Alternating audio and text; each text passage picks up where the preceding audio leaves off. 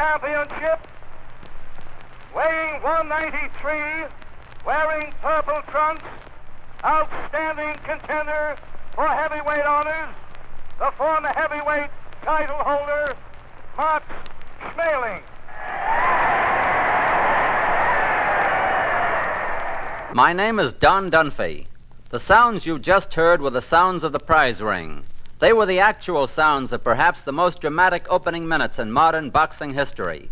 The scene, the Yankee Stadium in New York. The situation, the return bout between Max Schmeling, the great German heavyweight champion, and Joe Louis, the heavyweight champion of the world. Why were they here? 2 years before, in June of 1936, they met for the first time.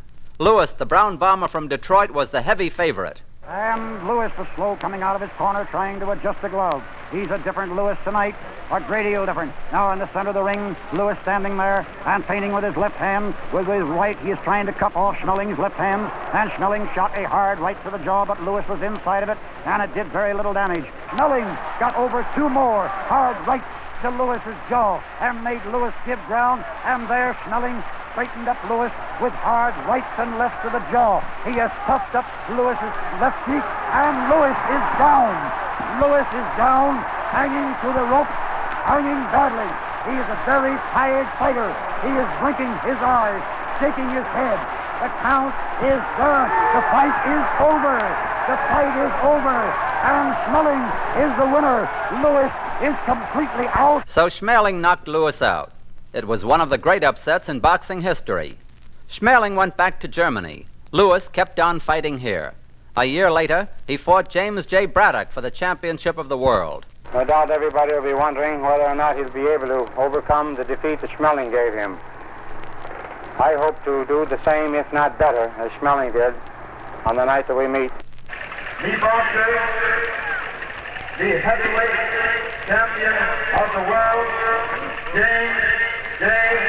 Braddock.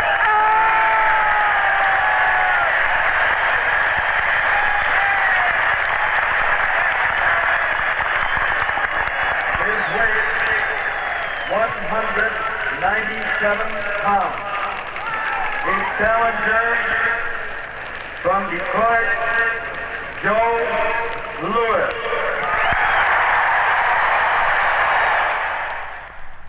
Here we go for the 8th round. Louis stepping out fast, and Braddock, as Ed Hill just told you, is well marked up. But he's showing that great gameness and endurance that Jim Braddock has always shown.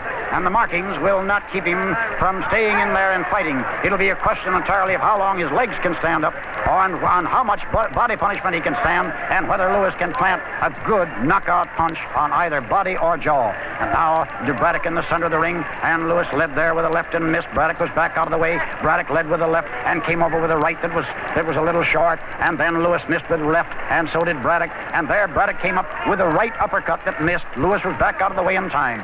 Now Braddock's in the center of the ring, and Louis gave him. There, Braddock is down. And the count is 2, 3, 4, 5, 6, 7, 8, 9, 10. A new world champion. When the fight was over, Braddock compared his experience with Louis to that of taking an airplane ride. Immediately after taking off, I ran into a dark cloud. Well, the sailing wasn't so rough for a while until suddenly I ran into a storm of leather, got hit with a bolt of lightning, had to make a forced landing, and went for repairs. Well, I got repaired pretty good that night. I got 23 stitches in my face. Now Louis had his championship. He was young, strong, magnificent. He was also a man of great pride. He must beat the man who beat him. There were other reasons. Louis was a Negro, Schmeling a product of Nazi Germany. There was also the Chancellor, Adolf Hitler. Ich verkünde die Spiele von Berlin zur Feier der 11. Olympiade neuer Zeitrechnung als eröffnet.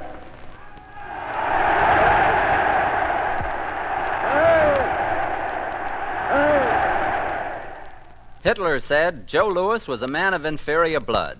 Max Schmeling was of the Aryan race. Schmeling could not lose. So said Adolf Hitler. There were other voices who gave their opinions. Former American champions, Jack Dempsey. Well, it's anybody's fight, but I favor Max Schmeling because I saw Joe Louis work out, and he looks to me like everybody's hitting him. Gene Tunney. Well, I believe that if Louis gets the jump in the beginning of the fight, he'll win. But if he's going to allow himself to be maneuvered around by Schmeling, I believe that Schmeling is going to win. The former champion, Max Baer. Well, I'm stringing along with Louis this time, although in the last fight I selected Schmeling. As a matter of fact, I want him to win, because I want to be the first fighter to regain the heavyweight championship. Max Schmeling. I'm feeling comfortable and in good shape. My walk here at the training camp has put me in the best of condition. The fight got underway. Right and left to the head, a left to the jaw, a right to the head, and Donovan is watching carefully. Louis measures him, right to the body, a left up to the jaw, and Schmeling is down. The count is 5, 6, 7, 8. The men are in the ring. The fight is over on a technical knockout. Max Schmeling is beaten in 1 round.